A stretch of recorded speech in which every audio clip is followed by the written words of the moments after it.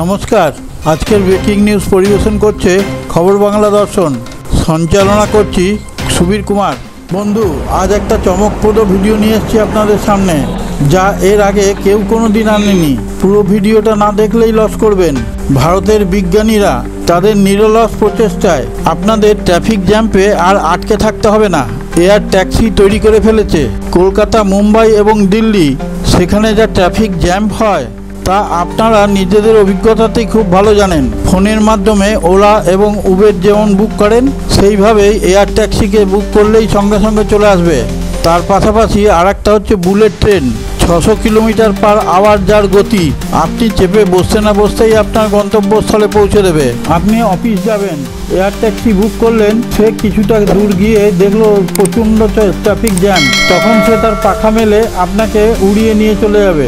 এবং এই bullet train 600 কিলোমিটার/আওয়ার গতিতে আপনাকে আপনার গন্তব্যস্থলে পৌঁছে দেবে। ট্রেনে ধাক্কাধাক্কি, একজনের গায়ের ঘাম আর একজনের গায়ে পড়া, এইসব ঝঞ্ঝাট নেই। যে কটা সিট সে কজনই চাপতে পারবেন। সমস্ত রকম আরামদায়ক ব্যবস্থা রয়েছে ট্রেনের ভেতরে। যেমন জাপান, আমেরিকা অনেক দিন আগেই এর প্রচলন করেছে।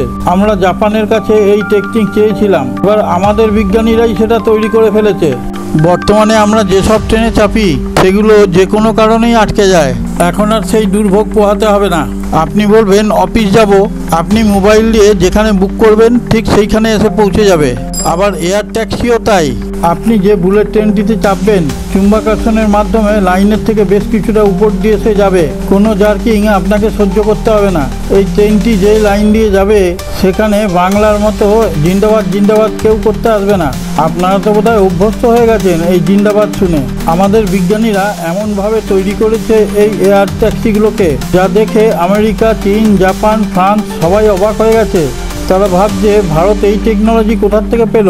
এটা সম্পূর্ণ ভারতের নিজস্ব বৈজ্ঞানিকদের দ্বারা তৈরি। আর ভারতের উন্নতি ট্রাম্প যতই দেখছে ততই ক্ষেপে যাচ্ছে। এই আরামদায়ক সিট, যা আপনি বসা থেকে শোয়া পর্যন্ত সব কিছু করতে পারবেন। এই ট্রেনটি যেহেতু লাইন থেকে 3 ফুট উপর দিয়ে যাবে, সেই জন্য কোনো রকম জার্কিং সহ্য করতে হবে না। এখন কলকাতা থেকে দিল্লি পৌঁছাতে আপনার সময় লাগে 30 ঘন্টা। এই বুলেট ট্রেনে চেপে আপনি সেটা 5 ঘন্টায় পৌঁছাতে পারবেন। আর একদিকে এয়ার ট্যাক্সি বুক করলেন, আপনি কিছুটা যাওয়ার পর জ্যামে পড়ে গেলেন, সে তখন তার পাখা মেলে কয়েক মিনিটের মধ্যে আপনাকে আপনার অফিসের ছাদে নামিয়ে দেবে। তাহলে বুঝে দেখুন, এইসব দেখে ট্রাম্প রেগে যাবে না? ভারতের বিজ্ঞানীরা যেভাবে সমস্ত ব্যাপারে এগিয়ে আসছে তা দেখে পশ্চিম দেশের চোখ কপালে। অন্য কেউ উন্নতি করুক সেটা তারা চায় না। এই বুলেট ট্রেনে যখন আপনি চাপবেন, তারপর আর আপনার অন্য কোনো গাড়িতেই যেতে ইচ্ছে করবে না। এই ট্রেনটিতে চাপা আর প্লেনে চাপা দুটোই একই ব্যাপার। প্লেনে টাইমটা একটু কম লাগবে, কিন্তু টাকার দিক থেকে আপনার অন্তত পক্ষে অনেকটাই কম হবে। তেমনি টাকাটাও বেয়ার করতে আপনার অসুবিধা হবে না।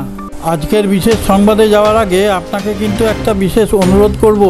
আপনি যদি আমাদের খবর বাংলা দর্শন চ্যানেলটিকে সাবস্ক্রাইব করে না থাকেন, সাবস্ক্রাইব করে পাশে থাকা নোটিফিকেশন বেলটি ছুঁয়ে একটা লাইক দিয়ে শেয়ার করে দিন।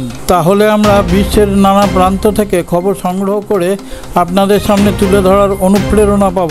আর আমাদের খবর বাংলা দর্শন চ্যানেলের কমেন্টে গিয়ে ভিডিওটা সম্বন্ধে আপনার সুচিন্তিত মতামত ব্যক্ত করুন, তাহলে আমরা উজ্জীবিত হব।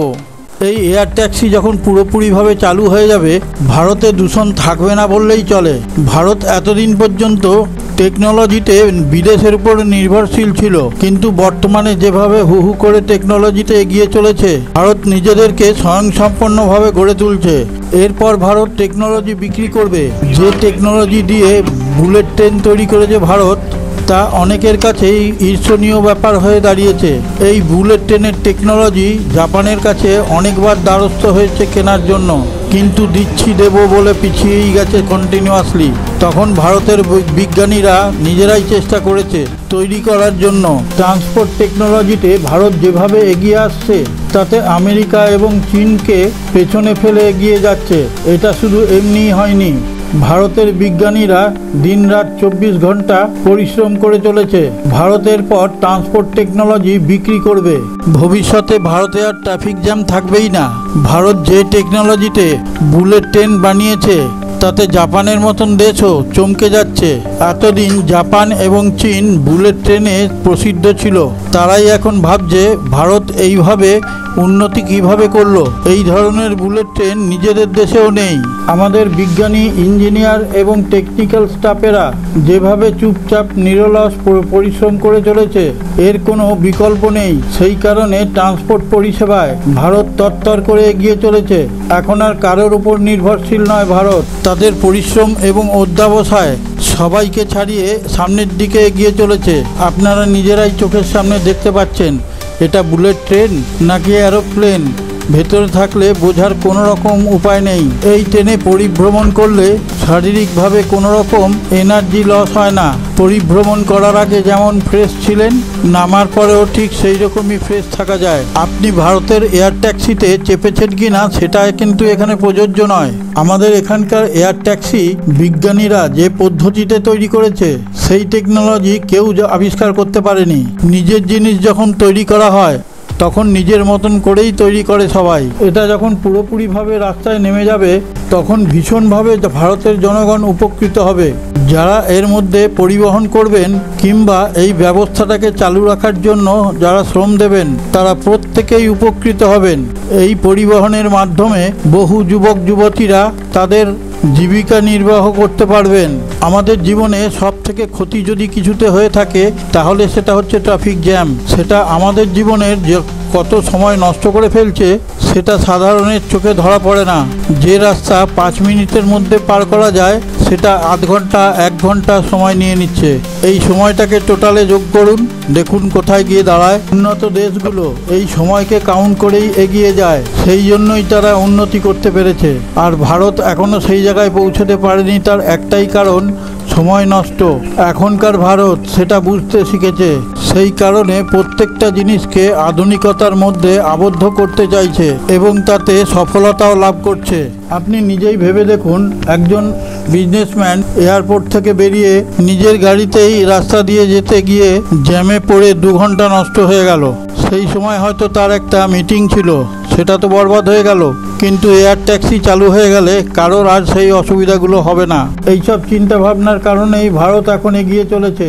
সারে জাহাঁ সে আচ্ছা হিন্দুস্তান হামারা হামারা, সারে জাহাঁ সে আচ্ছা।